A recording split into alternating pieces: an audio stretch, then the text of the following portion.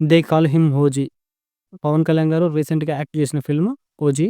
ఈ సినిమా 24థ్ ప్రీమియర్స్ అయితే పడ్డాయి. 25థ్‌నైతే రిలీజ్ అయింది. ఈ సినిమా కాస్టింగ్ వచ్చేసరికి పవన్ కళ్యాణ్ గారు and Priyanka Mohan, Prakash Raj, Arjun Das and Imran Hashmi. So, ఇందులో ఇమ్రాన్ హష్మి విలన్‌గా అయితే నటించాడు. మ్యూజిక్ వచ్చేసరికి తమన్, ప్రొడ్యూసర్ వచ్చేసరికి డీవీవి దానియా. ఈ సినిమా స్టోరీ జపాన్‌లో స్టార్ట్ అవుతుంది. 1940 నుంచి స్టార్ట్ అయ్యి 1990 వరకు ముంబై వరకు కొనసాగుతుందనమాట. సో, ఇది జపాన్‌లో యాకుజులు మరియు సమురాయ్‌లకు మధ్య జరిగిన ఒక వారు. దాన్ని తీసుకొచ్చేసరికి ఇండియాలో ల్యాండ్ చేస్తారనమాట స్టోరీ.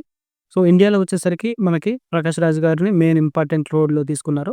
ప్రకాష్ రాజ్ గారికి బాంబేలో ఒక పోర్ట్ అయితే ఉంటుంది. విలన్స్ ఒక షిప్‌లో కంటైనర్‌లో ఆర్‌డీఎక్స్ తరలిస్తున్నప్పుడు ఒక గవర్నమెంట్ పోర్ట్‌లో చెకింగ్ ఎక్కువగా ఉందని చెప్పేసి వాళ్ళేం చేస్తారంటే ఆ షిప్‌లో ఉన్న కంటైనర్‌ని ప్రకాష్ రాజ్ గారి పోర్ట్‌లో అయితే వదిలేస్తారనమాట. సో, ఆ పోర్ట్‌లో ఉన్న కంటైనర్‌లో ఆర్‌డీఎక్స్ అయితే ఉంటుంది. సో, ఆ కంటైనర్ కోసం విలన్స్ అయితే పోర్ట్‌కొస్తుంటారనమాట.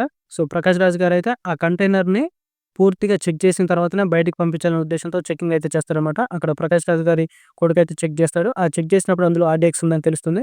సో, దీంతో ఆయన అయితే ఆ కంటైనర్‌ని సీజ్ చేస్తారు. దాంతో విలన్స్ అయితే అతన్ని చంపేస్తారనమాట. ప్రకాష్ రాజ్ గారి కొడుకు చనిపోతాడనమాట.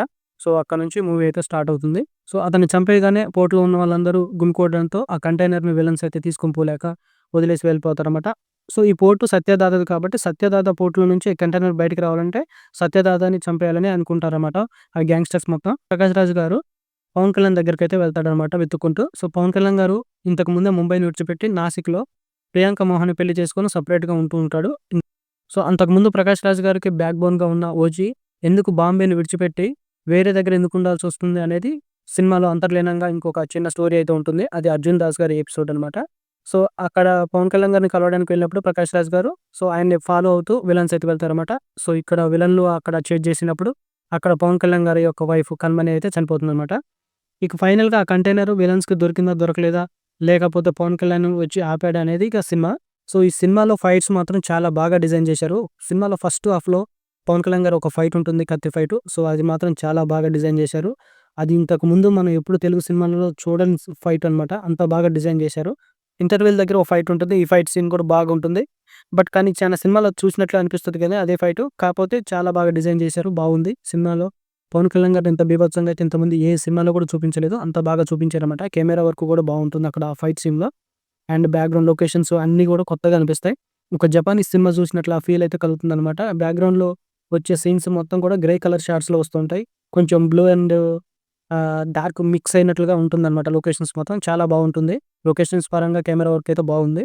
అండ్ ఫైట్స్ కూడా చాలా బాగున్నాయి. పవన్ కళ్యాణ్ గారి యాక్టింగ్ కూడా చాలా బావుంది. అలాగే స్క్రీన్ ప్లే కూడా చాలా టైట్‌గా నడిపించాడు. ఎక్కడ బోర్ కొట్టకుండా. ప్రకాష్ రాజ్ గారి యాక్టింగ్ కూడా బాగుంది. ఉన్నంతలో బాగానే చేశాడు. అలాగే శ్రేయ రెడ్డి కూడా బాగానే చేసింది. అర్జున్ దాస్ గారి పెర్ఫార్మెన్స్ కూడా బాగుంది. అర్జున్ దాస్ గారికి ఈ సినిమాలో ఇంటర్నల్‌గా ఇంకొక చిన్న స్టోరీ అయితే ఉంటుంది. ఆ స్టోరీ కూడా బావుంటుంది. ఇక హీరోయిన్ విషయానికొస్తే హీరోయిన్ రోల్ చాలా కొద్దిసేపే ఉంటుంది. సో, ఉన్నంత సేపు కొద్దిగా పర్లేదనిపిస్తుంది. ఇక ఆ తర్వాత ఇంటర్వెల్ నుంచి సినిమా ఇంకా ఊపందుకుంటుందనమాట. సో, ఇంటర్వెల్ తర్వాత ఒక పోలీస్ స్టేషన్ సీన్ పడిద్ది. అది కూడా చాలా బావుంటుంది. తర్వాత కంటైనర్ కోసం ఇమ్రాన్ హష్మి అయితే రంగంలో దిగుతాడనమాట. అతనే ఓమి. సో, ఈయన కూడా చాలా పవర్‌ఫుల్‌గా చూపించారు. ఈయన యాక్టింగ్ పర్ఫార్మెన్స్ కూడా చాలా బావుంది. తమన్ బ్యాక్‌గ్రౌండ్ మ్యూజిక్ అయితే బద్దలైపోయింది. అసలు థియేటర్‌లో ఎక్కడా కూడా సైలెన్స్ అనేది ఉండదు. మొత్తం ఆ సీన్‌కి సెపరేట్ బీజీఎం అయితే ఉంటుంది. ఇక ప్రొడక్షన్ వాల్యూస్ బావున్నాయి. డీవీవీ గారు బానే ఖర్చు పెట్టారని తెలుస్తుంది. ఇక మైనస్ పాయింట్స్ విషయానికొస్తే సినిమాలో స్టోరీ అంత దమ్ అయితే ఉండదు. స్టోరీ చాలా సింపుల్‌గా ఉంటుంది. ఆ సింపుల్ స్టోరీ చుట్టూ స్క్రీన్ ప్లే తిరుగుతా ఉంటుంది. పవన్ కళ్యాణ్ గారిని అంత పవర్‌ఫుల్‌గా చూపించారు గానీ, ఎక్కడా కూడా ఆయనకి తగిన సీన్ అయితే పడలేదనిపించింది.